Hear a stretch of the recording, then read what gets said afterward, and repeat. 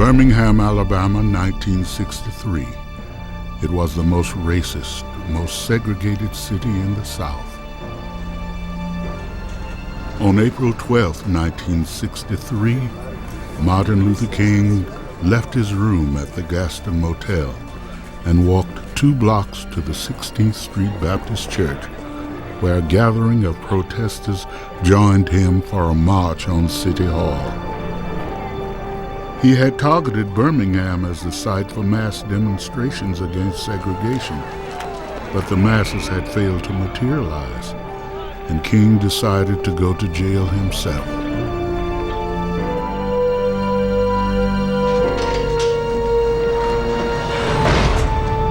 The nation watched quietly as King was placed in solitary confinement. 1963 would mark Dr. King's lowest point as leader of the civil rights movement. It had been 8 long years since his only major victory with Rosa Parks and the Montgomery bus boycott. When I first met Dr. King, the mission he was embarking on was completely unknown to him. He hadn't the foggiest idea where it would lead, and certainly going to Birmingham was a choice of enormous consequence. It was a battlefield where the movement could sink or swim. Birmingham, to be perfectly honest, was a grim place through the eyes of African Americans. It was the most rigid, the most violent, the most vicious. It was the biggest and baddest city in the South. We nicknamed it Birmingham. Frankly, compared to other places, there's no racial unrest in Birmingham. There'd been 60 unsolved bombings in Birmingham, and the local police had never arrested a soul. The Ku Klux Klan was big in Birmingham, all through the police department and up into City Hall. Life in Birmingham, as far as I'm concerned, is hell. I don't believe in the mixing of the races, and I don't care what anybody says. I might be prejudiced. I don't know. I probably am, but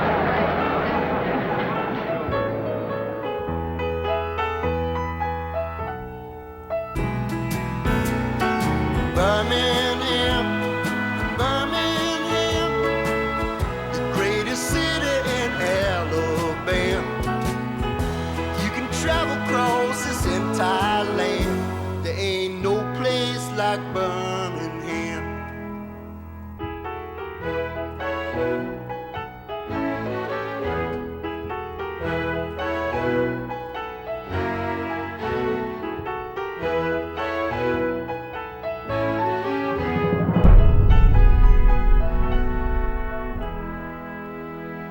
As a kid, I always wanted to eat at Newberry's downtown, and I always wanted a big hamburger plate.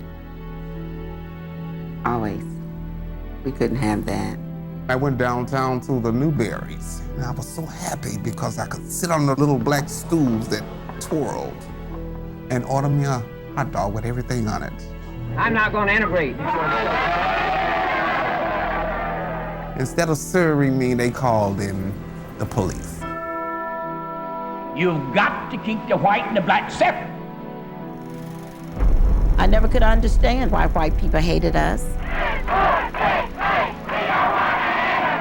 As a kid, I just felt like they thought some of the black would rub off on them, you know.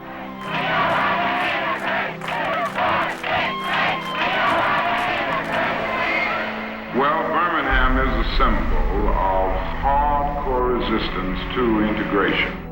I always worked under this philosophy. You can never whip these boys if you don't keep you and them separate. The good people of Birmingham had put Bull Connor in office 7 times. Bull Connor. Mr. Bull Connor was the monster.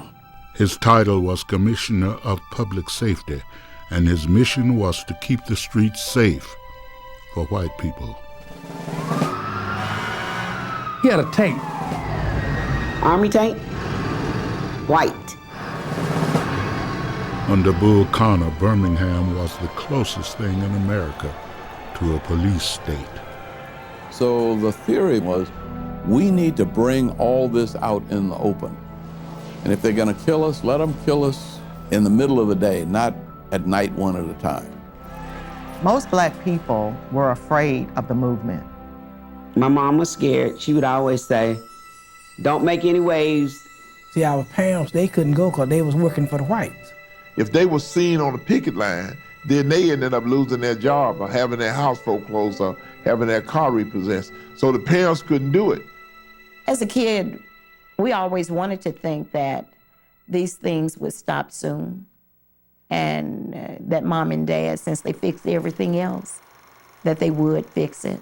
We thought that you could just shame the white man into, look how bad you treating your Negroes, you know. But I found out that they were determined not to give 1 inch.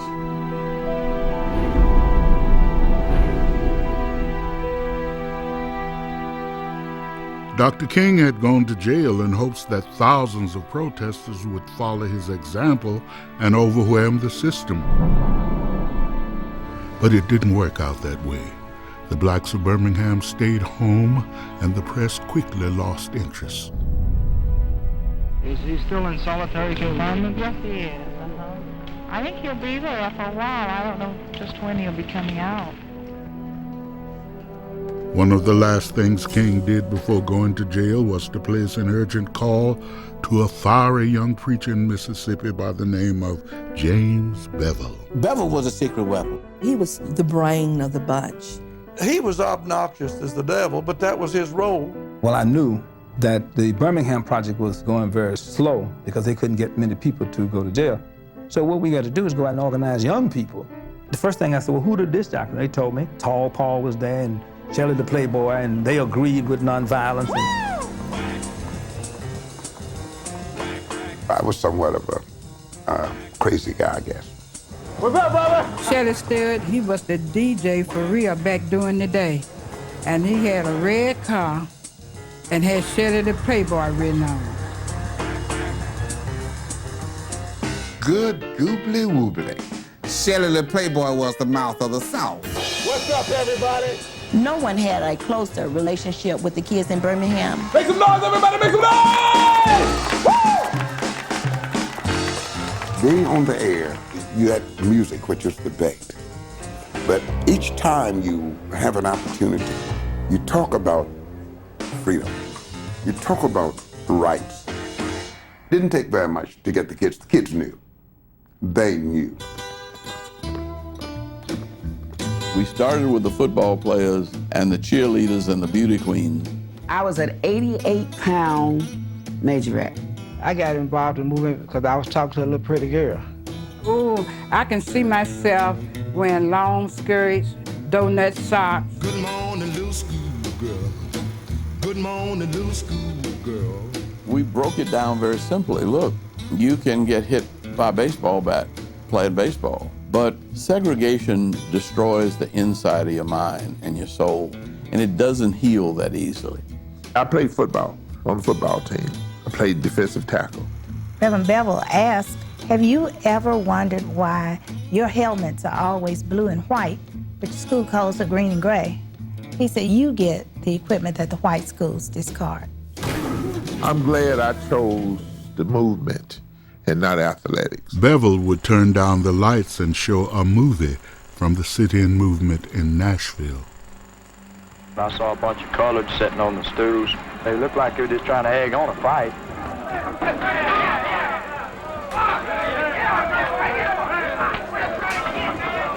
The stark reality of nonviolence being met with violence was shocking and scary, and it drew kids in by the hundreds. Bevel would tell us, Miss Cotton would tell us, if you cannot restrain from being violent, maybe the movement was not for you. Well, that was a beautiful concept after you think about it later. But when you get your head knocked on, you really got to think real hard and twice. because the fellas down on 15th Street, those fellas would fight back. They came to fight. But because of Dr. King and them girls, they would say, y'all come on, cooperate. We need a peaceful protest. On Saturday, April 20th, Dr. King bonded out of jail. His release caused barely a ripple. We were defeated here in Birmingham. They had beaten us down into the ground. Dr. King, in our strategy session, says that the only way to break Birmingham, we're going to have to fill the jails. So I say, I agree. I absolutely agree with you on that. Now, how I fill the jail is my business. I remember that night, Dr. King speaking, he was trying like mad to get somebody to go to jail, and they just didn't stand. I remember King inviting any volunteers to go to jail the next day, and nobody stood up but us kids.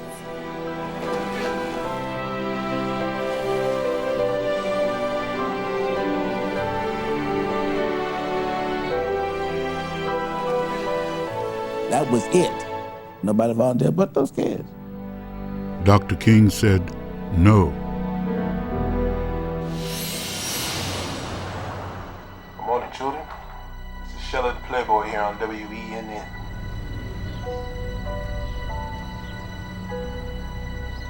D-Day was the day, I tell you. This was the day where every student in Birmingham knew that it was going to happen. But you've got to remember that all of the planning was a secret. Good. Googly woogly. Good morning, children. The DJs would talk in code and use songs from the hit parade as signals for action. I remember that morning I woke up with my mind on freedom. Oh, I took special pain with putting a little starch in my blouse. Got my toothbrush and I got the toothpaste, the soap. Because I had a feeling that I wouldn't be coming home. Ring, ring goes The disc jockeys pushed D-Day early in the morning, but they wouldn't even use D-Day. They used all that jive talk. Don't forget, kids, there's gonna be a party in the park, and don't forget your toothbrushes, because luncheon will be served. back in the classroom, open your book. Now everybody who's listening know what the deal is. D-Day was the day. My mother said, okay, Gwen, don't go to that march. I mean, don't go. You go to school. I told my mother, I said, I hear you. We were raised not to lie. So I didn't tell her a lie and say I wasn't going. I said, I hear you. We would have people picked out. Your job is to turn this fire on, turn that fire on, get the football team, basketball team, get the cheerleaders, get the band. It was right at 11 o'clock when they arrived. They came up to the fence with a sign that just said, it's time. When we said, let's go for the windows. And I told the others, come on, let's go. And I looked around and, all I could see was my own fanny almost, I hollered back up at those kids, but you said you were gonna go. You promised. And that's when kids started coming.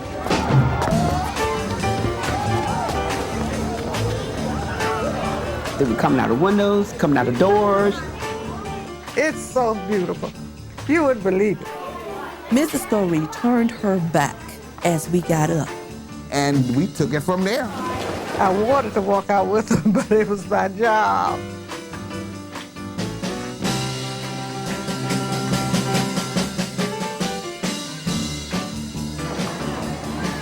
There was nothing you could do once the students started moving. The principal, the teachers, and everybody had to step aside. My boyfriend tried to stop me from going, and I walked around the building, and I came right back out there and went out the gate. You have about 2 children left in the class, maybe. Everybody's gone. I'm sure that morning Bevel was nervous about who was going to show up. At first there were a few, then there were hundreds, then there were thousands. We heard that kids were coming in from all over the city. And when we heard that they were coming in from out of town, we got more excited. And I had a cool car, They said, okay, we need you to go out to Fairfield. There's some students outside the classroom that won't go back in. Lo and behold, when I got out to Fairfield, the whole campus was outside of the building, and they all said, we going to Birmingham. 20 kids climbed on the car, and 800 followed behind it. I love the way you walk. I love the way you walk. The more we walked, the more we gathered, and every once in a while you look back and you saw it was more kids coming from somewhere, from another direction. You said, where are all these kids coming from? You had never seen that many people in your life. It's like a football game. Kids walked as far as 18 miles to get to Birmingham in order to be arrested. And the purpose was to go to jail. The gathering place was 16th Street Baptist Church. Oh, we poured into 16th Street like a waterfall. They were coming in all doors, from all directions, from the basement, from the back. It was just like one big pep rally. Here's Park, are you in the house? Or Western, are you in the house? And who's out here from Western High School?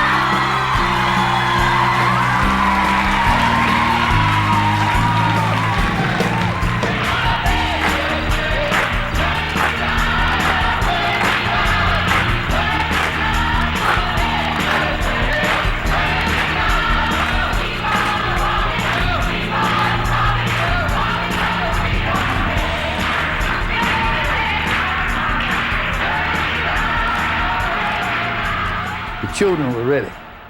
They were ready to hit the streets. Kelly Ingram Park was the big green buffer between black Birmingham and the white downtown. 16th Street Baptist Church was on one corner, and by noon, Birmingham's finest were on the other. It was all laid out like a battlefield. To think about it now, I get the shakes. What could have happened? Martin Luther King spent the day at his motel, wrestling with his conscience. A lot of people thought the kids were going to get hurt. But the reality of it was that we were born black in Alabama, and we were going to get hurt if we didn't do something. When noon came and went without a public appearance by King, Bevel opened the floodgates.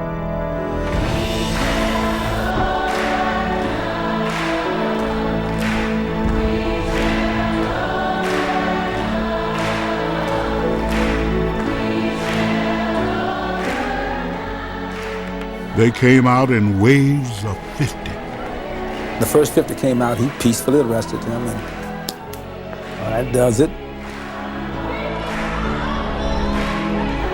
And the next 50 shows up, then the next 50. And he go get some more paddy wagons. They would cram the paddy wagons full of people, and then they would jam the doors shut. Within an hour, the police had abandoned wagons and started to bring in school buses. Fill up a bus, pull up another bus, fill it up. We arrested those kids in wholesale numbers. Bevel timed it so that each group of 50 seemed like the last. And what they didn't know was as the kids were going out of the front door, more kids were coming in the back door. 50. 50. 50. So it's like, when they gonna stop?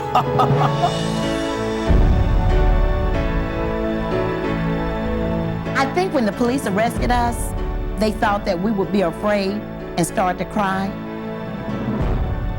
They had strange looks to see that we were happy and singing and glad to be arrested.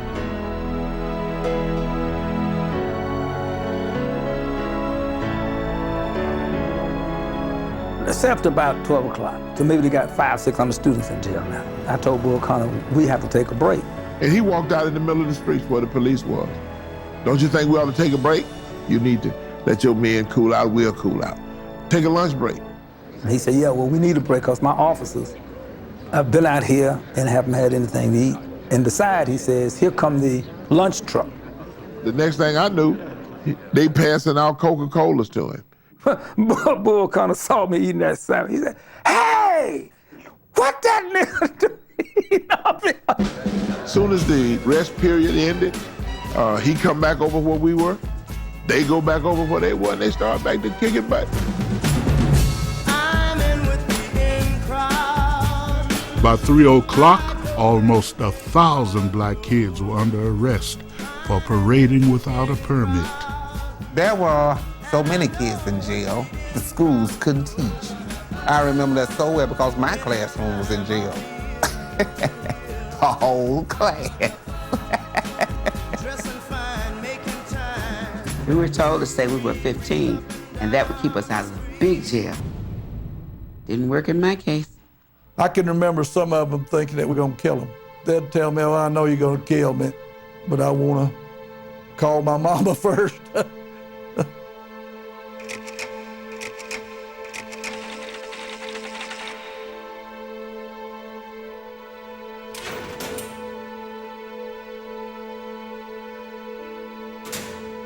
When the children were in jail, the people were pulling them. Dr. King, my daughter in jail. Dr. King, my son in jail. Dr. King, what we gonna do? I mean, parents just all around him talking about their children in jail. Just as calm, just as nice. Don't worry about your children. They are gonna be all right. Don't hold them back if they want to go to jail. For they are doing a job for all of America and for all mankind. My father told me I could not be part of that movement. I had better not go back downtown. He didn't tell me I couldn't go back to church, which is where it all started in the first place, right? Well, in that church, I'd have 2 Birmingham detectives. Well, we had a microphone. We didn't tell them that. You've got to know what the other guy's doing if you're gonna whip him.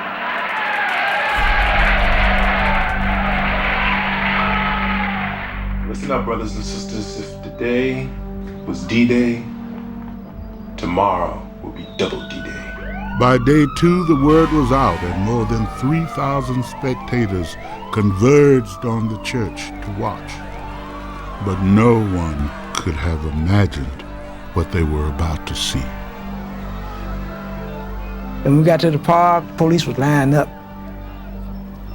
They were marching, got ready. Oh, good Lord, I scared to death. And then the officers gave the order to open up.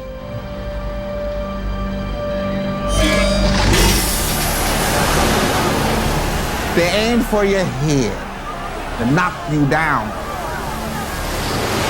And that water had pressure behind it. It hurt.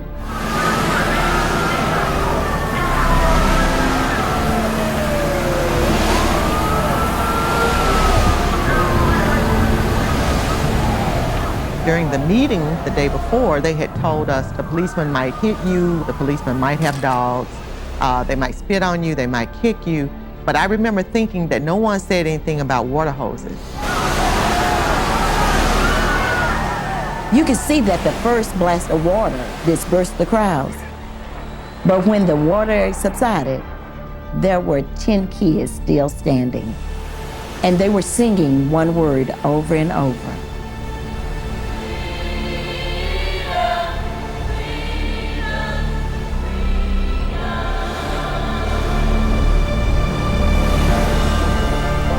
The crowd surged back behind them.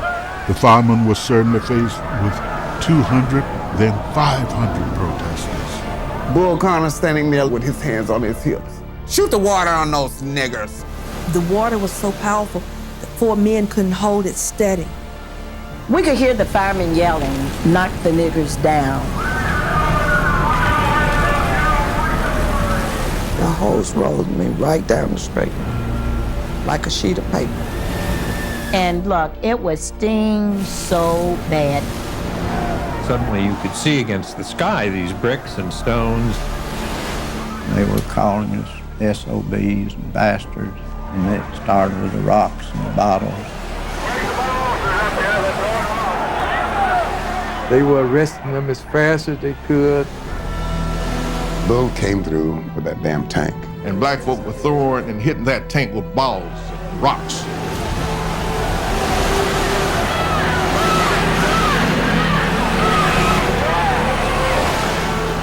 Bull Connor would tell them, "Bring the dogs out."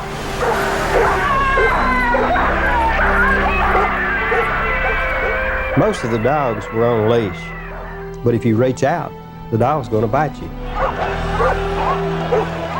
There was this vicious big old dog that turned it loose on just a smaller child, and the dog lunged at his throat, and it hit him and bit him. Police had named this black dog Nigger. It was a black German Shepherd. They had nigger trained. The nigger would bite you. A nigger would bite anybody, black or white, it make no difference.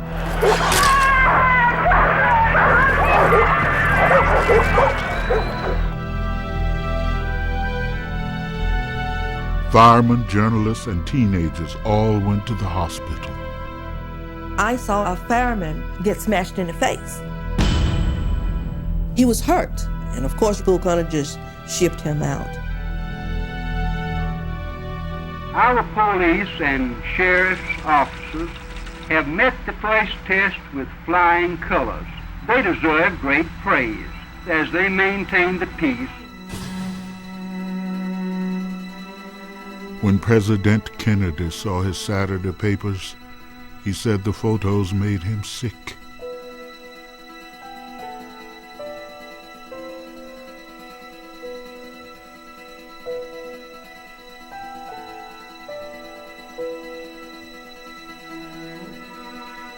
The embarrassment for us around the world. That's when Kennedy called Birmingham. Kennedy had sent word down that if children got involved, that his administration couldn't support that kind of stuff. The president says stop the movement. I don't think so. Well, the Kennedys knew nothing about the South. Why would they? They rich, Ivy League. Kennedy thought we were crazy. He was talking with Dr. King and them about getting these kids out the movement, but it was out of Dr. King's hands. Kids were all over the place. You going to jail today? Jimmy is going. I went yesterday. Why can't I go? I'm going to jail. He's going to jail. We're going to have a party in jail. People are interested in our struggle all over the country. Mr. Dick Gregory will be in Sunday. Dick Gregory came out to march with the kids, and he was the most famous person we had ever seen. I got there 20 minutes before I got arrested. They was already moved out. They rushed me out to the front of the line. All of the policemen started running after them on the motorcycle. I had to run, catch up with them. And a block later, we was all arrested. Some children got out of jail, and they were so excited about it, they would turn around and go right back. My mother said, "Boy, you in jail again?" She said, "Boy, you better stay out of that jail. Those people are gonna hurt you." I said, "No, they're not, because we got God on our side."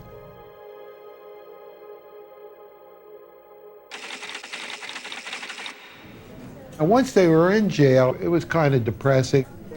It had rats, and it was nasty and filthy. They fed us bologna sandwiches with nothing on it, just dry bread. One sandwich now. Bull Connor demanded that every child be interrogated. They were asking me a lot of questions about, why did you march? Who told you to march? Did they force you to march? After you sit and ask the same 10 questions of hundreds of kids, you're beginning to say, what am I doing here? What is the end of this madness? We was in there about 2 weeks. About 2 weeks. And we were singing. Oh my God, we'd be singing.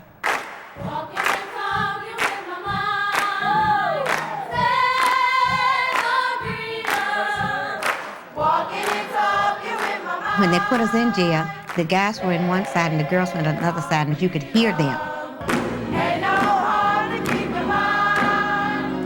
And they would sing songs. Then the girls would sing a song to answer them back.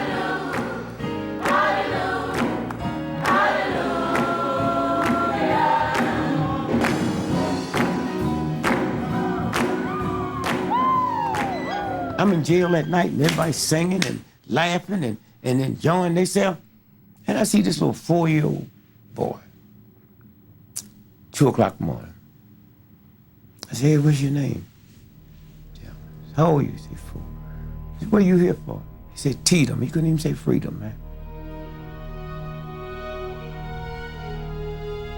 The demonstrations continued every day, and every day the movement struggled to head off violence from whites and blacks. I call upon all the citizens of Birmingham, both Negro and white, to realize that violence only breeds more violence.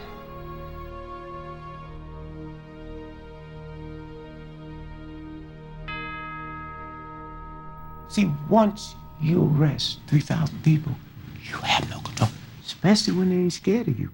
Clocking in at number 1. By Saturday, some kids were coming downtown in their bathing suits. It was fun. Hey, baby, pass the soap.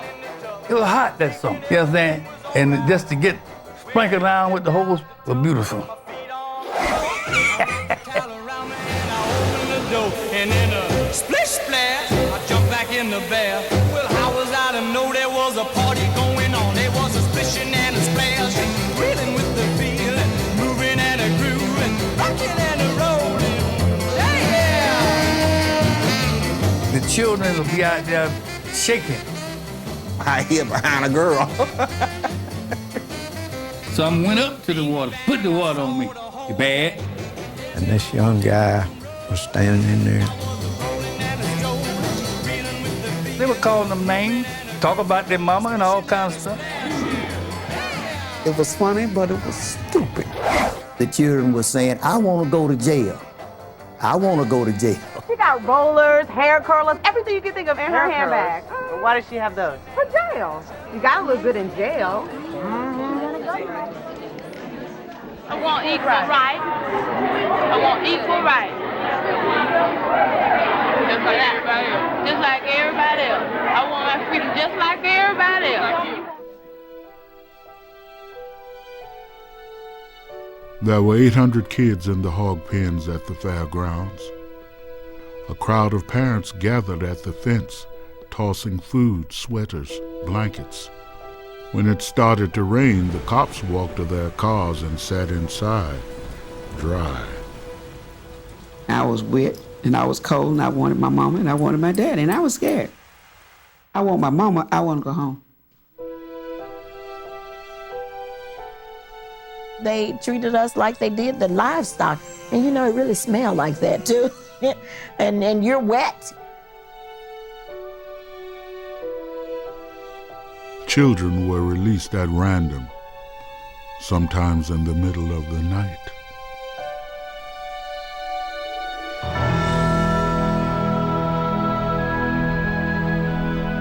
I got out on Sunday, and I wasn't ready to go because there were a lot of people still in jail.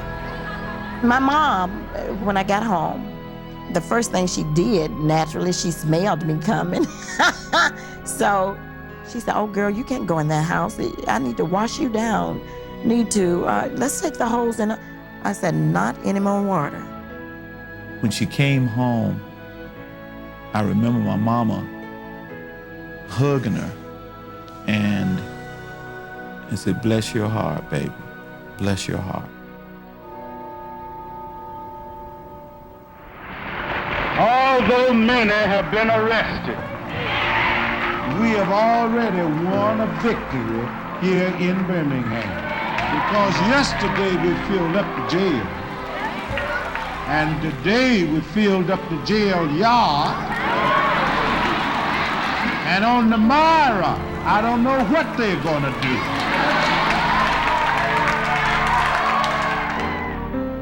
By Tuesday, May 7th, the city of Birmingham faced a state of collapse. 3,000 students were stampeding through downtown in a victory lap. The police had been made helpless.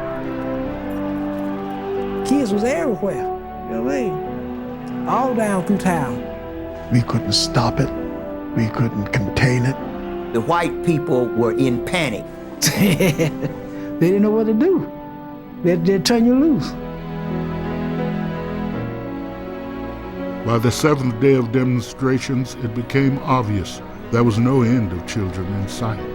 I was sitting there in the jail and I said, no way to hold a lid on this. The fear's gone. There were 72 hours of intense negotiations. Movement leaders and white officials were up until dawn with an open line to the White House. I'm very happy to be able to announce that we have come today to the climax of the long struggle for justice, freedom, and human dignity in the city of Birmingham.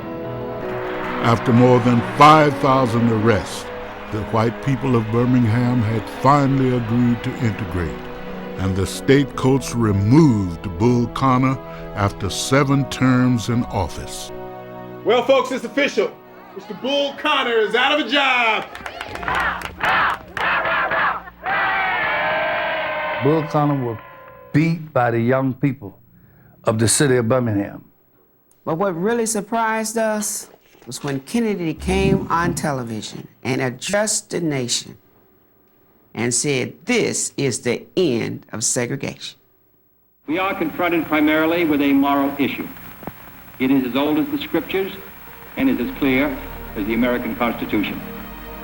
The heart of the question is whether all Americans are to be afforded equal rights and equal opportunities, whether we are going to treat our fellow Americans as we want to be treated.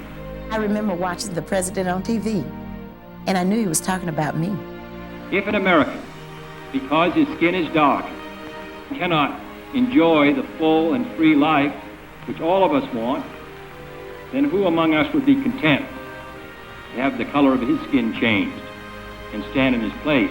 And once he made that statement, it's like tears started flowing. It's like, oh man, this guy gonna preach. And he went on and on and on. Now the time has come for this nation to fulfill its promise.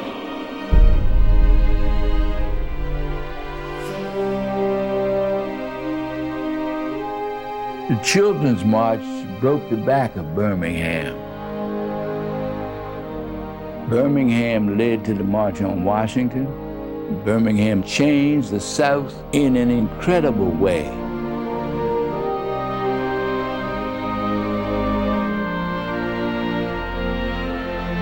There would be retaliations, riots, and a fatal bombing in the church where it all began.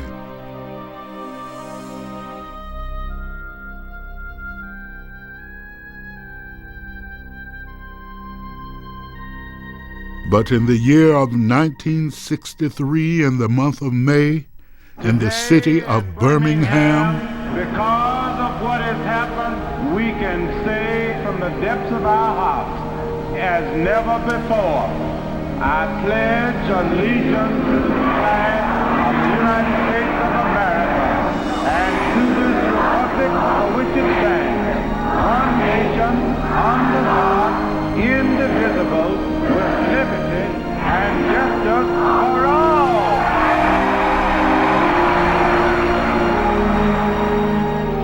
It's really funny to think about it, that the police, the fire department, and the KKK were beaten by us kids.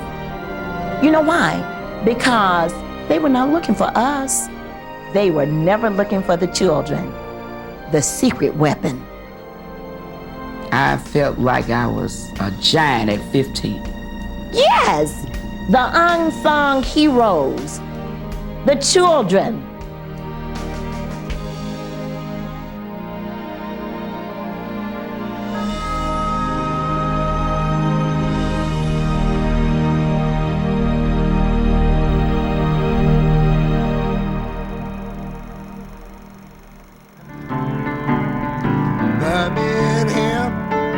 Birmingham, greatest city in Alabama.